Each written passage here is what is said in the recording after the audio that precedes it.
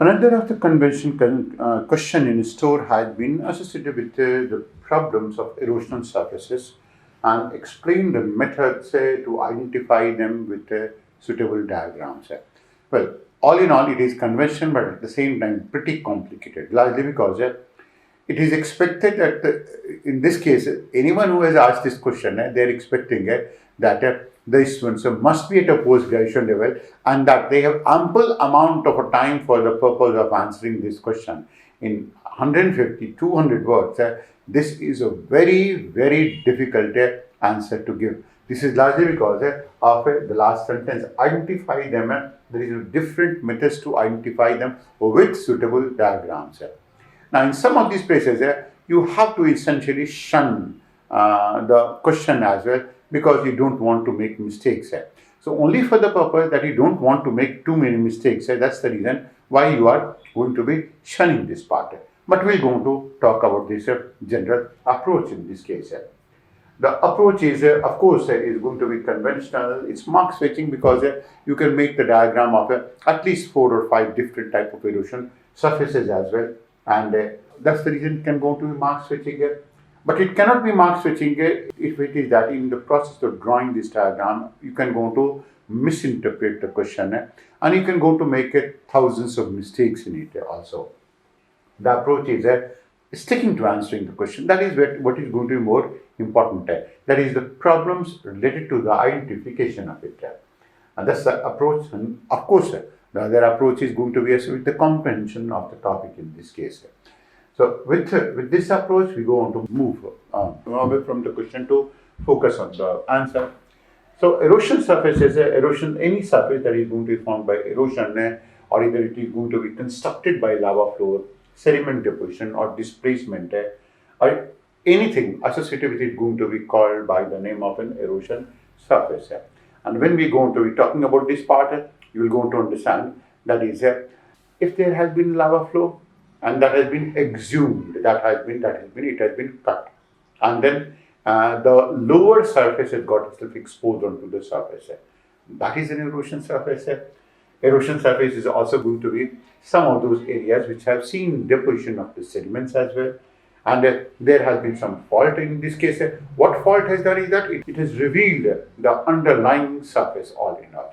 And because it has revealed the underlying surface, therefore that has gone to become important. The almost plane topographic features which going to be having an undulating ground surface, that is not plane, it's going to be undulating in this form. Undulating ground surface, remnant low relief caused by the dynamic wheels of what we call as denudation process. Remnant that means the residual, that is the leftover portion of it in this case, which is going to be caused by different type of denudation processes. And cutting across geological formations and structures, that means there are going to be geological structures like faults and that have been chopped up. Maybe there have been a fault and that has allowed the whole of this region to be exposed onto the surface. To such an extent that although there are faults that are also going to be present, while there are going to be certain type of underlying surfaces that are also going to be present in that region which is going to be exposed. And therefore that will going to include peneplane, periplane, primer rump, end rump, H-plane, pan plane, gibelifleur, stockwork and shittle floor, strath and berm, all of them. You can go to make 2 or 3 of these diagrams, and of course one of them is going to be exhumed surface. You can always go to say that it's difficult to date the exhumed surface, and that is where we're going to be coming on to. That is what exactly are the type of difficulties. Now, in order to understand the difficulties, there are certain aspects that you need to know. For example, erosion surfaces are important for a variety of reasons. For example, important markers of deciphering the different type of uplift events. That means it has taken place in one zone, in one go, or in the second one, the third one. That is what is responsible for revealing the underlying structure. That is, you have a structure, and that structure has been gradually uplifted or maybe rapidly uplifted. So whether the entire of the surface has been uplifted or whether one portion has been uplifted and the other portion has been left behind.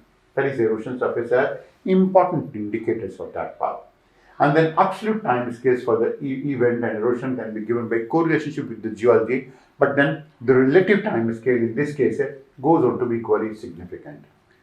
They are the one which go on to form significant element of a landscape, and they are one who is going to give a prominent clue to the denudation chronology of the region. It is only by the study of them that you can go on to know which were the one of these areas which got themselves denuded first, then denuded second, then denuded third, and so on, and what has been a sequence in this case. So the general problems that you're going to identify is going to be, one of them is difficult to identify an erosion surface. If there is an erosion surface, how is it that you will come to know that it is an erosion surface and it is not an original surface? That's one. Because it is modified by tectonic movements and other geomorphological climatic forces. There has been a surface, let's say there has been a lava surface, and that has got itself modified by so many of these factors. You come to know of it, and you will never come to know actually that it has taken place. This was the problem that was received and that was known with respect to Ranchi, where certain type of a form has been known. Then younger are the one which are going to be more uniform, older one the one that going to be dissected, very, very dissected, and that is going to be one indication. So maybe that this is going to be one of these indications of it. That's why how it is that you're going to identify it. But then that's not going to be a general rule. It cannot going to be a general rule. That makes it even more difficult. And with the help of morphometric techniques like altimeter frequency histogram, superimposed profiles, and so many of them, that allows it to make it even more difficult.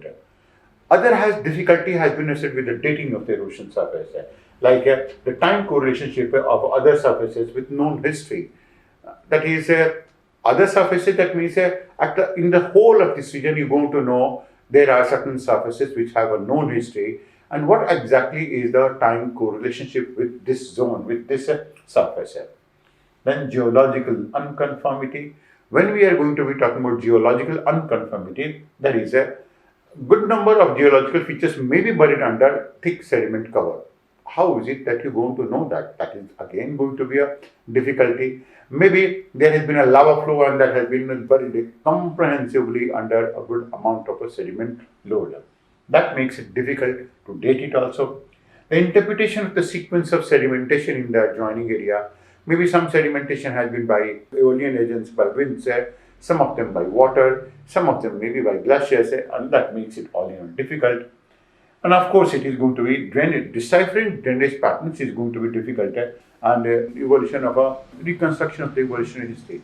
Now consider the case of India. Consider this case and consider that part also. And how is it that you can go to consider that part? India was near to Australia and Antarctic at one point of a time. And gradually what it happened was that India started moving towards the north, and in the process of its movement towards north, gradually as it moved, it underwent a variety of type of changes in the drainage patterns. It was this drainage pattern change that was responsible for the evolution of some of the gaps in Kerala, like that of Palakkad Gap. That was one. It was a river. Essentially, the river got itself completely drained out of it, and ultimately a pass was formed. So that goes on to be associated with the drainage pattern. The drainage pattern that may have evolved in that region, that is now not at all visible, all in all. And then radiocarbon dating of it. But then radiocarbon dating cannot be applied for surfaces that have been formed before the evolution of the organic life, like that of Vindhyan region, Vindhyan sediments. It can't go on to form because of it in this case. And good number of fossils also have been destroyed in these areas. And this is a general part. We have not completely answered this question in toto. We have tried to rationalize the answering of this question to a large extent. To have more such discussions and analysis, subscribe to our channel and hit the bell icon for notifications on our upcoming videos.